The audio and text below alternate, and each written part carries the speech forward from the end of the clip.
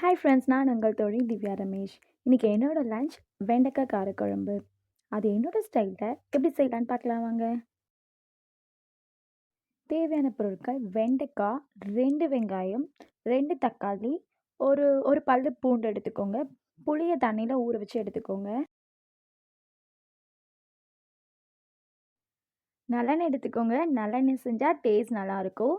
நம்ம கடாய் வச்சுக்கலாம். அதில் நல்லெண்ணெய் போட்டுக்கோங்க. நல்லா தாராளமாகவே உங்களுக்கு எண்ணெய் போட்டுக்கோங்க. அப்போ தான் உங்களுக்கு நல்லாயிருக்கும்.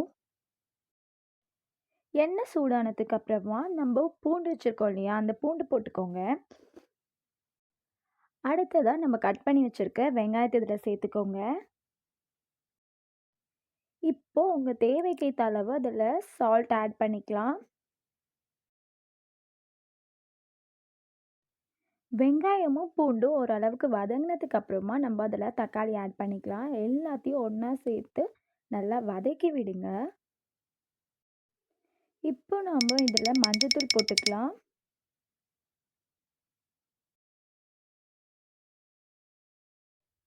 நம்ம கட் பண்ணி வச்சிருக்க வெண்டைக்காயை இதில் சேர்த்து நல்லா வதக்கி விடுங்க. வெண்டைக்காய் கொஞ்சம் கொழகொழப்பு தன்மையோட இருக்கும். ஒரு 5 to 10 மினிட்ஸ் நீங்கள் வதக்குனீங்கன்னா, அது தானாகவே உங்களுக்கு நல்லா காய் வந்து உங்களுக்கு வதங்கி போயிடும்.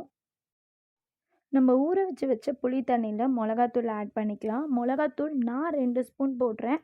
உங்களுக்கு எத்தனை ஸ்பூன் வேணுமோ, உங்கள் வீட்டில் காரத்துக்கு ஏற்றாப்புல நீங்கள் கலந்துக்கோங்க. வெண்டைக்காய் நல்லா வதங்கினதும் நம்ம வச்சுருக்கோம் பார்த்தீங்களா, புளி, மிளகாத்தூள் அதை நல்லா கரைச்சி இதில் நம்ம போட்டு மூடி வச்சிடலாம்.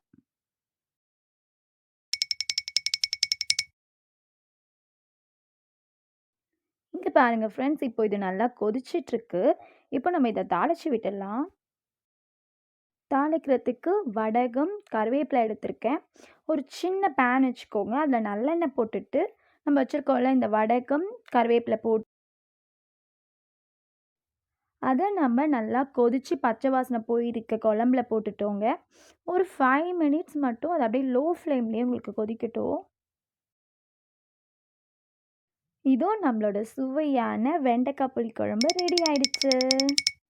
நான் இதுக்கு தொட்டுக்க உருளைக்கிழங்கு பொரியல் தான் செஞ்சேன். உருளைக்கிழங்கு பொரியல் செய்கிறது ரொம்பவே ஈஸி. உங்கள் எல்லாருக்குமே தெரியும். அதனால் நான் வீடியோ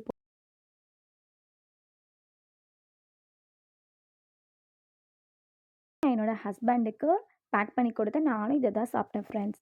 உங்களுக்கு இந்த வீடியோ பிடிச்சிருந்தா மறக்காமல் என்னோட சேனலை லைக் பண்ணுங்கள், சப்ஸ்கிரைப் பண்ணுங்கள். மேலும் பல வீடியோக்களை தெரிஞ்சுக்க பக்கத்தில் இருக்க பெல் ஐக்கானை ப்ரெஸ் பண்ணுங்கள். நான் உங்கள் தோழி திவ்யா ரமேஷ்.